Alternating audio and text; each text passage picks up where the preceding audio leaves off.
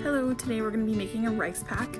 These are awesome to put in the freezer as an ice pack. You can heat them in the microwave as a heating pad. Young children like to play with them.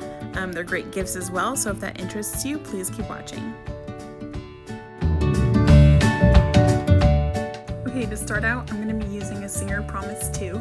I bought mine at Target. It was relatively inexpensive. I really love it. I will try to link everything I can in the description box below, all the tools and supplies that I'm using today. So the first thing you're going to want to do is wash and dry your fabric. This fabric was washed probably over a year ago, so it's really wrinkly. I did not do a great job of getting all of the wrinkles out, but it's not a big deal. You want to just press your fabric so that you're working with something relatively easy. Also keep in mind, in the washing machine, your ends will fray a little bit, but don't worry, not a big deal. Right here, I just laid my fabric on top of each other. If I'm going too fast, just pause this and go one step at a time, whatever's easiest for you. So I have a 6-inch measuring tool here. I have a seam ripper, which is a great tool to have when you're just starting out. A pair of scissors. I think I got these fabric scissors at Hobby Lobby, and just a Crayola marker and some pins. You can't even tell what I'm doing here, but I'm marking out a 6-inch square, and again, I'm just using a Crayola marker. I don't really care too much. This is just a beanbag or a rice pack. It's not a big deal.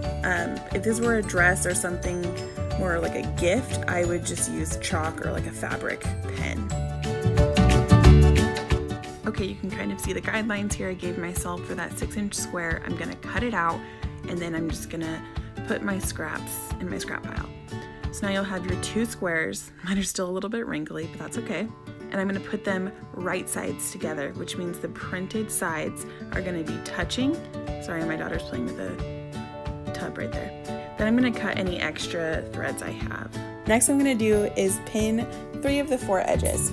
So I'm gonna pin all the way down. You don't even have to do this. I get really impatient with pinning and probably wouldn't normally have pinned this, but I'm doing it so I can show you where I'm gonna sew. I'm gonna sew those 3 edges. You could sew in a little bit at the top if you wanted to. That's totally up to you. Just use a simple stitch like this all the way around those 3 edges, and then take your scissors and clip the corners, which means just clip the excess fabric on the corners. Don't cut into your stitch though. Next, I changed my machine over to a zigzag stitch, and I reinforced those 3 edges with a zigzag stitch to make it more sturdy.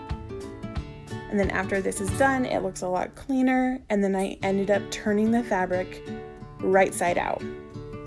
So now you should have your square. It has a gap at the top, but all the other edges are sewn together. That gap is where you're going to be putting your rice, or beans if you're making a bean bag. I just used rice from my pantry, that's what I had. Poured a little in a bowl, had a little scoop.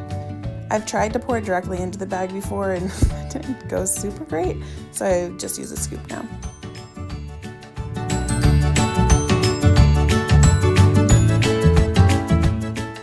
So now I have rice in my little bean bag. I've left about 1.5 inches, maybe 2 inches at the top here.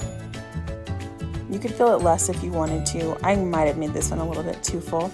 And then what you're gonna wanna do, it's kind of tricky, you put your fingers on the corners of the opening, and then the fabric will naturally just fold in inside. So once it's folded nicely and you like the way it's sitting, you're gonna wanna get a pin and pin it together so that you can sew a straight line across there, no problem. Took it to my sewing machine, sewed my stitch across. If you wanted to be a little bit more elegant, you could do an invisible stitch, but I didn't really care. Here is our finished rice pack. It's super simple. Please don't feel discouraged. If you've never sewn before, you can totally do it, I promise. Go step by step at your own pace, and if you do end up recreating one of these after watching our video, please post a picture on Instagram and tag us at Home Based Home or here on YouTube.